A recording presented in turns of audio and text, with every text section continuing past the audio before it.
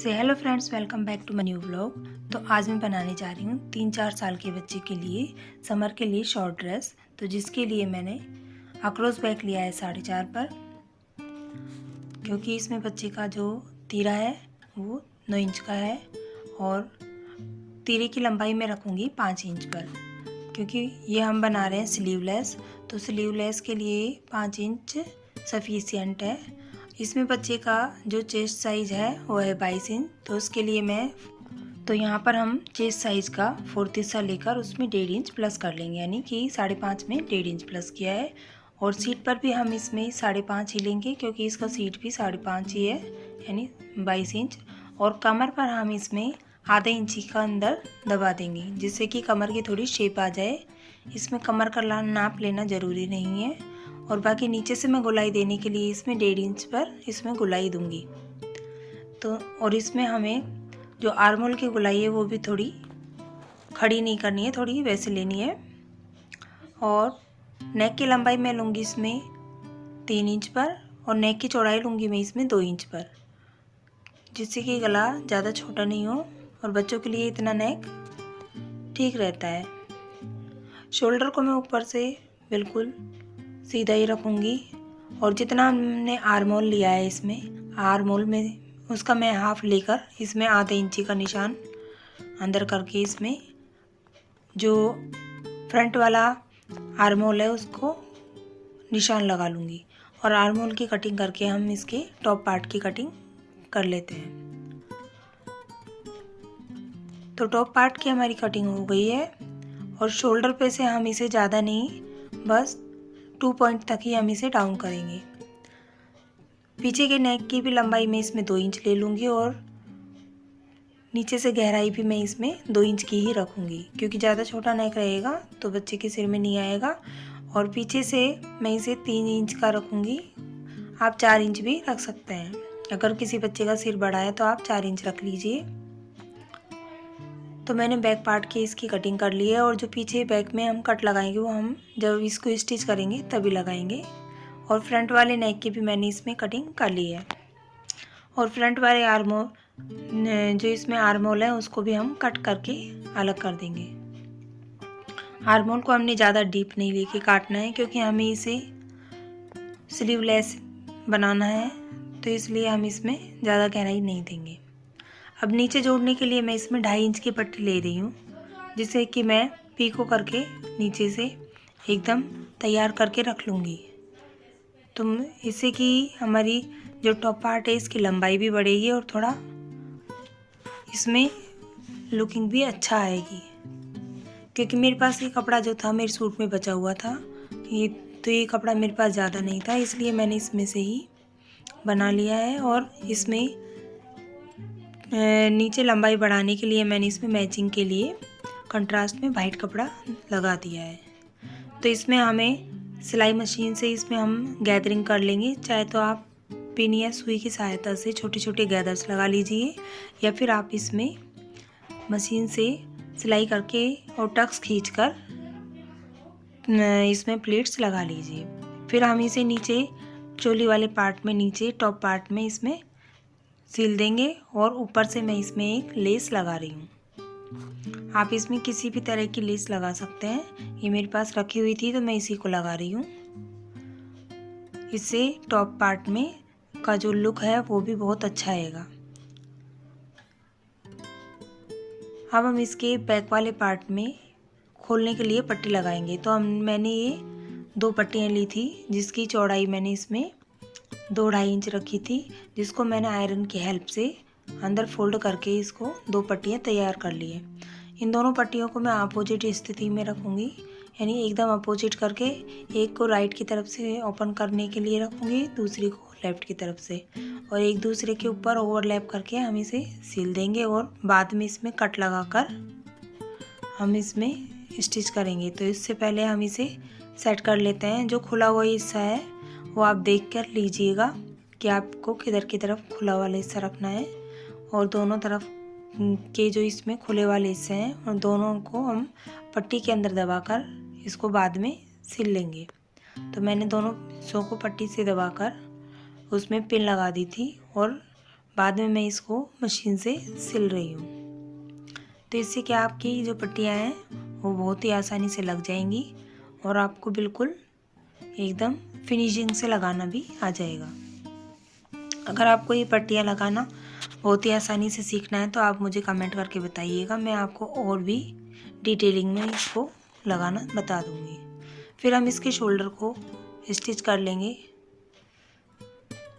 और जितना भी पट्टी का एक्स्ट्रा पार्ट है उसे हम कट कर देंगे, जिससे कि हमारे गले की फिनिशिंग भी हो जाएगी। फिर मैं इसमें 2 पट्टियाँ लूँगी जिनको कि मैं स्टिच कर लूँगी। ये मैं उरेब की पट्टियाँ ले रही हूँ, जैसे हम ब्लाउज में नेक बनाने के लिए उरेब की पट्टियाँ लेते हैं उसी तरह से। फिर मैं इन्हें दोनों जो हमने आर्म होल कट करे थे, इन दोनों आर्म होल के कटिंग पर, मतलब इन आर्म होल के जो हमने कटिंग करी है उस आर्म होल पर हम ये उरेब वाली पट्टियों को लगा लेंगे, जैसे हम ब्लाउज में नेक पर लगाते हैं उसी तरह से। तो दोनों पट्टियाँ हमारी ऐसे ही लग जाएंगी और हमारे आर्म होल कवर हो जाएंगे।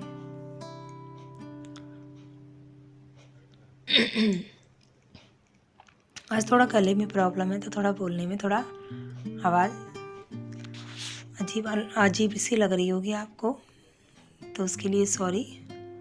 हम इसमें ऐसे जो लेस है हमारे पास, तो हम इसको जब फ्रंट से हमारी पट्टी को दबाएंगे, यानी हमने उल्टी तरफ से पट्टी लगाई है, अब हम इसको राइट साइड से अब जब हम इस पट्टी को दबाएंगे तो इसमें हम लेस जो हमने लगाई थी उसका आधा हिस्सा या फिर जितना भी हम उसके अंदर दबा सकें उसको दबा देंगे, जिससे कि क्या है कि हमारी जो हमने लेस लगाई है उसकी एक तरफ से दब भी जाएगी और इसमें हमें ज़्यादा चौड़ी चौड़ी नहीं दिखाने के अलावा हम इसमें पतली पतली फिनिशिंग से लगा भी सकते हैं।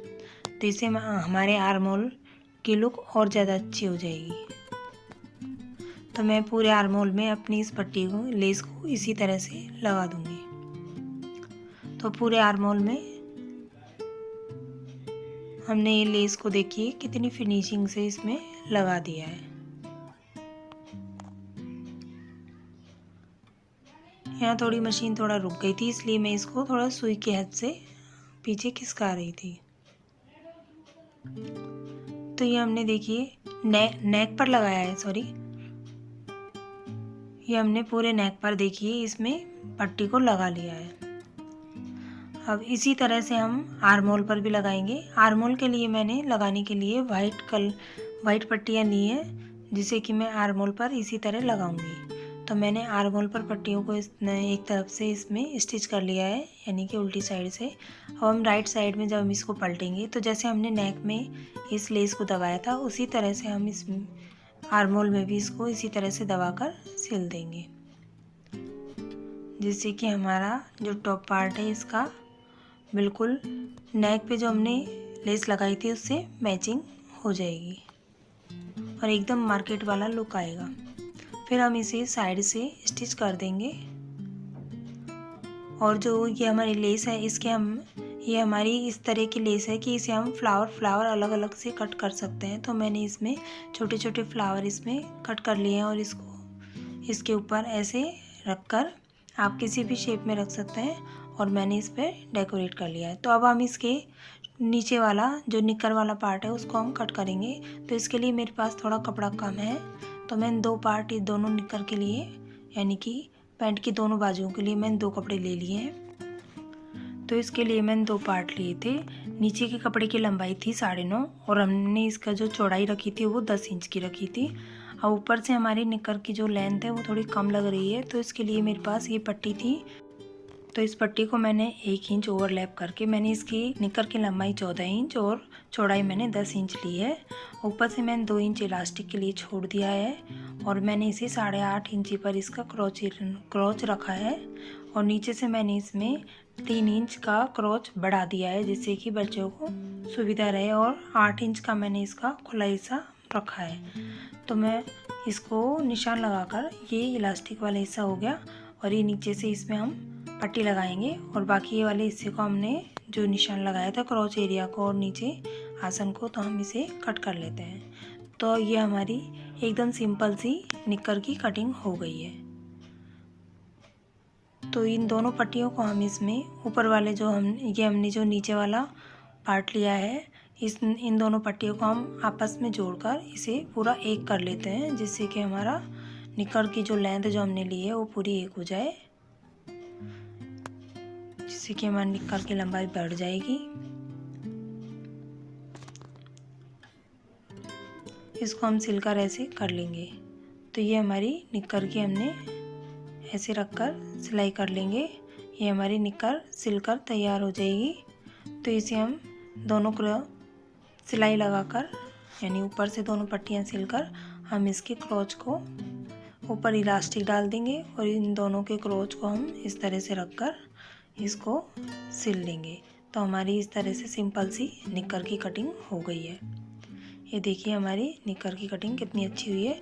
और इस तरह से हम नीचे से 2.5 इंच चौड़ी एक पट्टी लेंगे और इसको भी हम नीचे से ऐसे पीको करके तैयार कर लेंगे, जिस तरह से हमने टॉप पार्ट में करी थी, और इसमें गैदरिंग डाल लेंगे।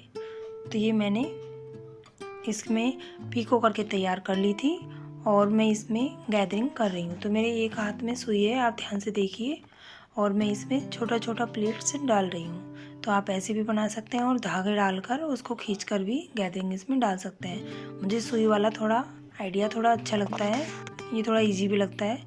और मैं इसके जितना नीचे का हमने बॉटम रखा है उतना ही मैं इसे बराबर से कर लूँगी। अगर आपको ये कम ज़्यादा हो जाए, अगर कम हो जाए तो आप इसको बढ़ा सकते हो और बढ़ जाए तो आप इसको कम कर सकते हो। तो मेरी 2 प्लेट्स मैंने खोली हैं क्योंकि ये छोटा हो गया था। अब हम इसके बॉटम वाले पार्ट में, जैसे कि हमने टॉप पार्ट में सिली थी, इसी तरह इनको सिलेंगे। उससे पहले हम इसके क्रॉच एरिया को, यानी कि दोनों की तरफ के जो क्रॉच हैं उनको भी हम इसमें सिलकर निक्कर की जो शेप है उसको मतलब जो आसन है इसको सिलकर कंप्लीट करेंगे।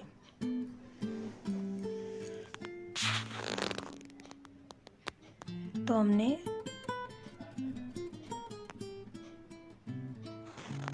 ये हमारी दोनों क्रॉच हमने इसमें सिल लिए हैं। इस तरह की निक्कर बनाना बहुत ही आसान है और आसानी से आप बनाकर अपने बच्चों को घर पर ही पहना सकती हैं। तो ये मैं अपने घर में एक छोटा बच्चा है उसके लिए बना रही हूँ, क्योंकि ये मेरी कुर्ती में से बचा हुआ कपड़ा है, एकदम कॉटन का कपड़ा है। और कॉटन के कपड़े गर्मियों में बच्चे पहनते हैं तो उन्हें बहुत ही अच्छा लगता है, खुला खुला सा लगता है।